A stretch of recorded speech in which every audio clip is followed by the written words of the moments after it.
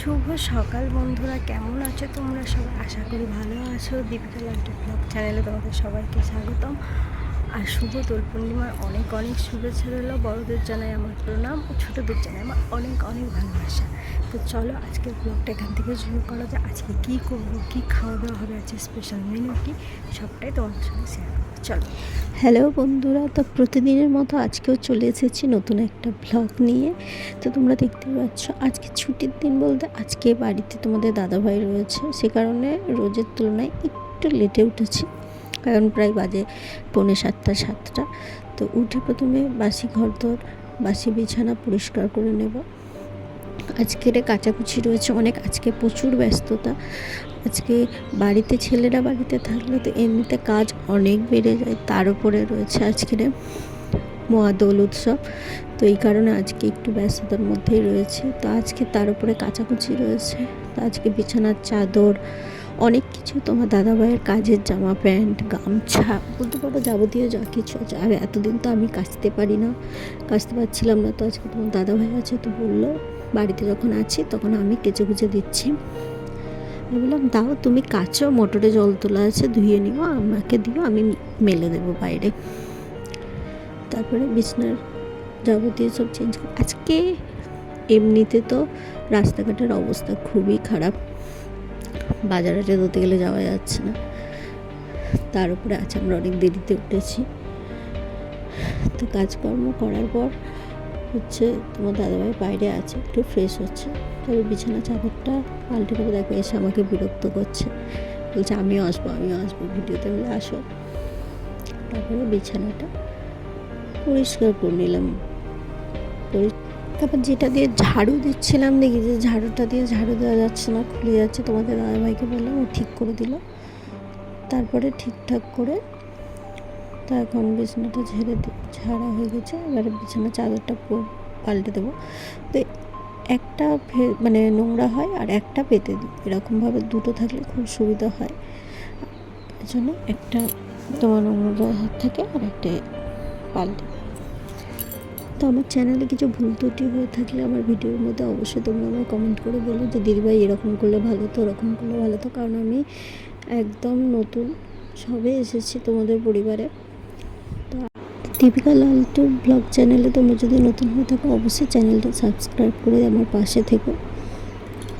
চলো তোমাদের সাথে কথা বলতে বলতে দেখো আমার বিছানাটা কমপ্লিট হয়ে গেছে পরিষ্কার করা। দেখো বিছানাটা পরিষ্কার করা হয়ে গেছে। এবারে ঝাড় দিয়ে নেব, ঘর বারান্দাটা একটু ঝাড় দিয়ে নেব। তো ঘর বারান্দাটা একটু ঝাড় দিয়ে নিলাম। তো তোমাদের দাদাভাই বলছিল বারবার কফি করে দিতে। আমি বললাম আমি কাজ করছি, তো আমি ঝাড়টা দিয়ে দিই, তোমায় দিচ্ছি, বাসি ঘর তো। তারপর আমি ঝাড় দিচ্ছি দেখে উনি বাবু নিজেই করতে চলে গেছে।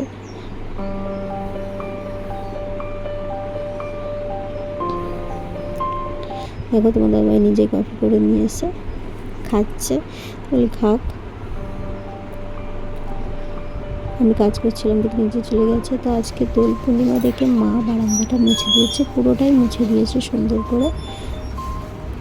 আজ একটা উৎসবের দিন, বারান্দাটা ভালো করে আমি ধুয়ে নিয়েছি। বারান্দাটা ধুয়ে আমি এবার ফুল তুলতে যাবো।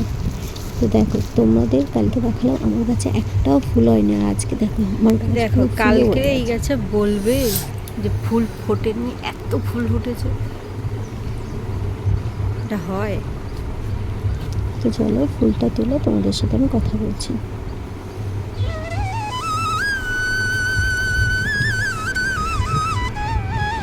2-3টের মতো জবা পেয়েছি, আর কিছুটা সাদা ফুল পেয়েছি, কিছুটা না অনেকটাই।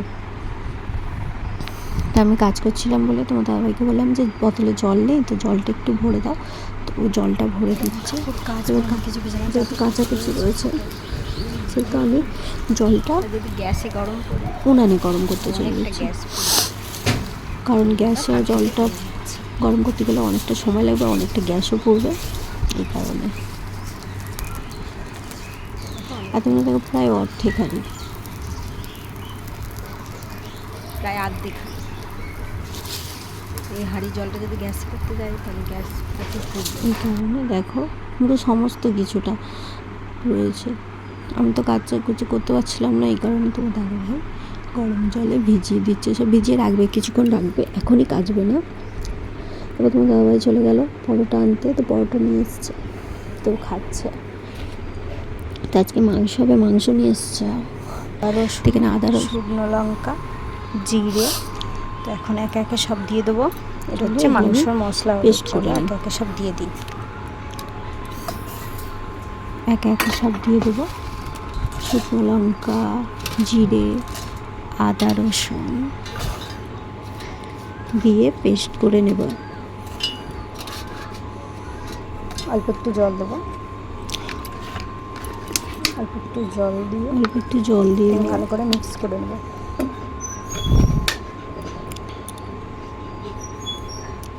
দেখো আমার পেস্ট করা হয়ে গেছে। তো এখন আমি এদিকে বললাম তোমার দাদাভাইকে যা কেচে ধুয়ে আমি মেলে দেবো, তারপর আমি কাজ করছিলাম দিকে মশলা করছিলাম মাংসের, এই কারণে ও নিজেই মেলে দিয়েছে।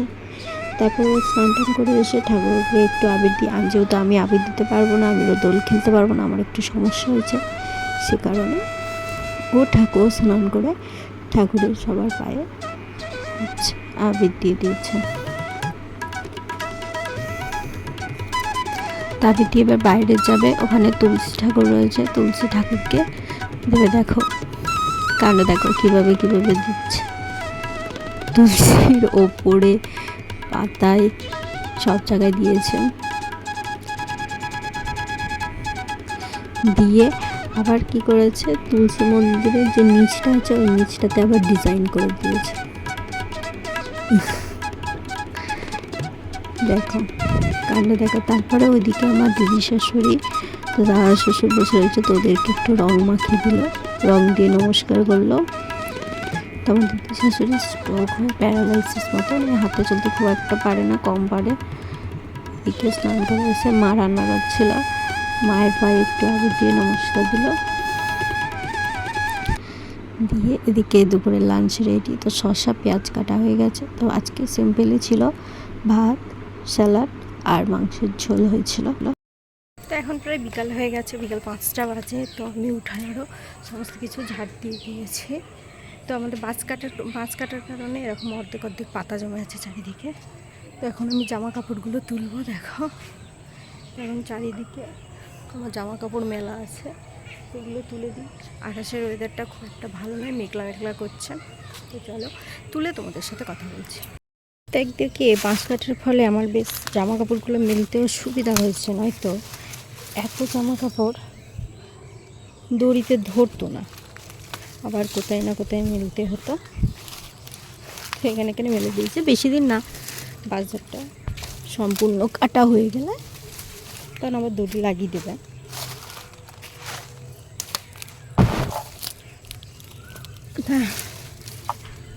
শুকিয়ে গেছে প্রায়, এদিকে আছে কিছুটা, অনেকগুলি। দেখো এত মেঘলা করেছে, আমি তো ভেবেছিলাম যে জামা কাপড়গুলো মনে হয় শুকনো হবে না। তো বিকেলবেলার দিনটা খুব একটা ভালো নয়, কেমন মেঘলা মেঘলা করেছে। জামা কাপড় তো তোলা হয়ে গেছে। তো এবার ঘরে যাবো, এগুলোকে সব কিছু ভাঁজ করতে হবে, গুছিয়ে রাখতে হবে, পড়ে যাচ্ছে। তো বাইরেটা দেখো কত মেঘলা করেছে, দেখো আমি ব্যাক ক্যামেরা করছি, এত মেঘলা করেছে কি বলবো, যেন এখনই বৃষ্টি হবে। আর গরমটা, বৃষ্টি হচ্ছে না বলে গরমটা কি ভীষণভাবে পড়েছে। তো জামা কাপড়গুলো তুলে নিয়ে এসেছি, চলো এবারে গুছিয়ে নিই, তোমাদের সাথে গল্প করতে করতে আমার কাজটাও হয়ে যাবে। তো দেখো বন্ধুরা, একটা মেয়ে শ্বশুরবাড়িতে বিয়ের পর কী চাই বলো? স্বামীর ভালোবাসা, শ্বশুর শাশুড়ির আদর, এ সমস্তই তো কিছু চাইবে বলো। একটা মেয়ের কাছে তো নিজের বাড়িঘর ছেড়ে এসে তো একটা মেয়ে তো এইসবই চাইবে না। সত্যি কথা বলছি, তোমাদের দাদুভাই খুব ভালো, আমার অনেক কাজে আমাকে সাহায্য করে। তারপরে হচ্ছে আমার যদি কোনো কিছুতে অসুবিধা হয়, আমি খুব একটা অসুবিধা না হলে তোমার দাদাভাইকে বলি না এটা করে দাও ওটা করে দাও, আর যদি আমার অসুবিধা হয় তো বলতে লাগে না, তোমার দাদাভাই সব করে দেয়। যেমন দেখো আজকের দিনেই দেখো আমি করতে পারছি না বলে সব করে দিয়েছে। তো ঘুম থেকে উঠেছে, চোখে মুখে জল দিয়ে ওকে একটা লেবু কেটে দিলাম, বলি খাও, খেয়ে দেখো মিষ্টি কিনা। তো বললো হ্যাঁ ভালো মিষ্টি আছে। তো সন্ধ্যেবেলা ও একটু গেল, তখন সন্ধ্যে হতে যায় আর কি, ওর একটু কাজ ছিল। আসার সময় ফল ওই যে নিয়ে এটা? এসছে আর বিস্কুটটা নিয়ে এসছে। এটা হচ্ছে গুড্ডি বিস্কুট নিয়ে এসছে। কোম্পানি রাজা। ও খায় কাজে থেকে এসে মাঝে মাঝে, আমিও খাই, এই জন্য নিচে। এতে 3টে রোল করা থাকে, ছোট ছোট বেশ বিস্কুট, আর 3টে প্যাকেট করা থাকে। নেই 50 টাকা সামথিং এরকমই দাম নেবে, 45-50 টাকা এরকমই দাম। তো রাতের বেলা ও আমার কাজে সাহায্য করে দিচ্ছিলো, ওগুলো করেছে ও আর আমি দুজন মিলে এই কাজটা করেছি। তো রাতের বেলা খাবারে ছিল ভাত, ওরা ভাত খেয়েছে, মুরগি খেয়েছে। তো